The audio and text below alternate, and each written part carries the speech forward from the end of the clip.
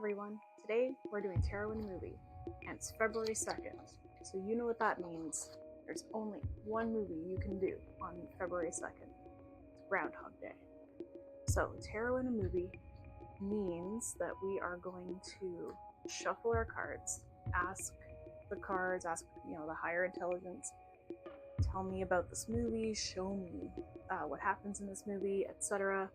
We'll shuffle, put a spread down, and then we'll watch the movie and then see how it told us that story.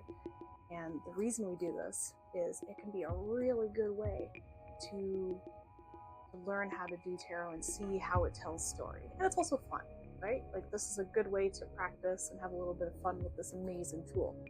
So without further ado, I am going to, and I've seen this movie before, so it's not going to be a big surprise to me, and I'm hoping the cards reflect that. So to start, we'll just shuffle, and then I'll stop and I'll put out the spread.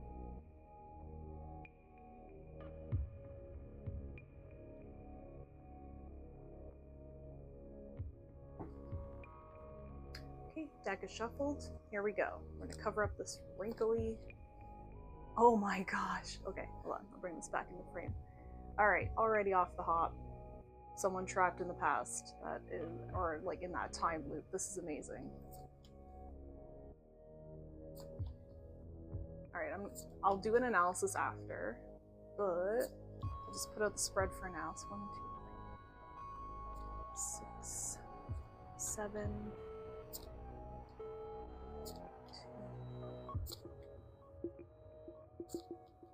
4.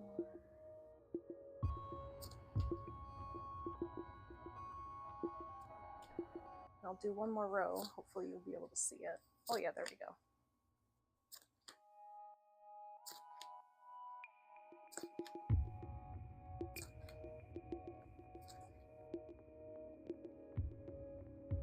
Oh, this is already very interesting, and I'm going to take one from the bottom and I'm going to put it over here off to the side a little bit.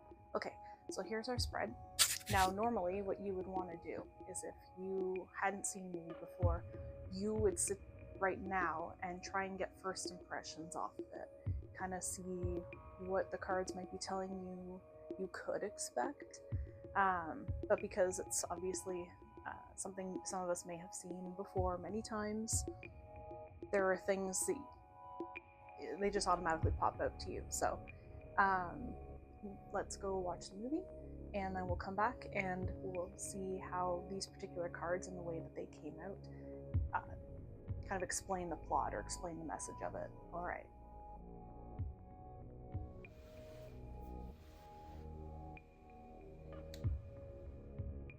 Okay, so watched the movie and made some notes, and here is how Groundhog Day came out through the cards.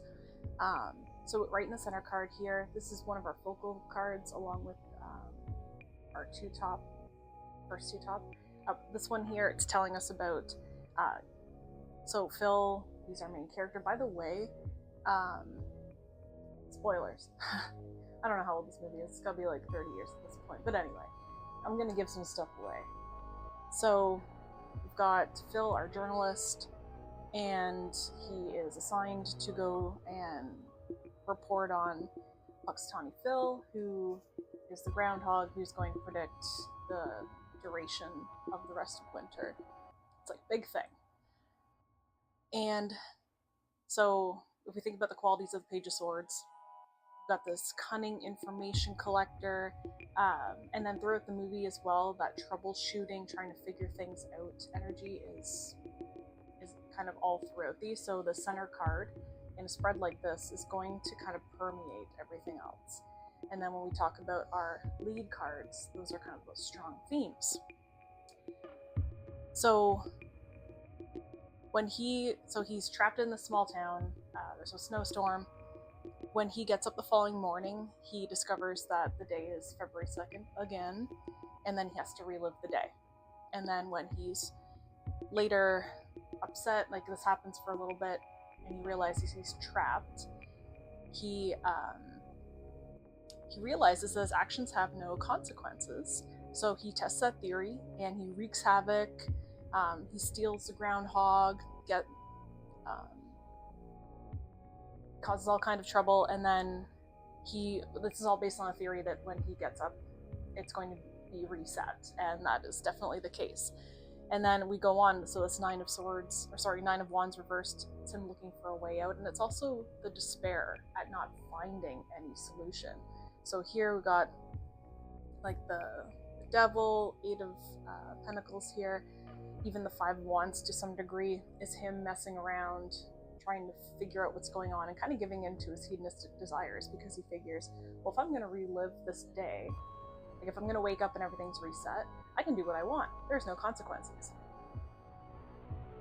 So after doing this for a little while, and in the midst of that despair, he decides that Rita, so his colleague, is someone that he would like to seduce. And he starts collecting information about her. So that Knight of Cups there is kind of sneaky. We've got the Hermit reversed as well, sort of gathering information with kind of ulterior motives. But she keeps kind of rebuffing him. And he has to accept that he's just not going to win her over. So he's overcome with this depression, that Nine of Wands and Ten of Swords reversed. That's, he kind of tries to commit suicide. It's just, he's very despondent, very despairing, because this day just keeps going over and over. After convincing Rita that he is trapped in a loop, there's a scene where he spills everything and knows everything that's going on around him. She starts to believe what's happening.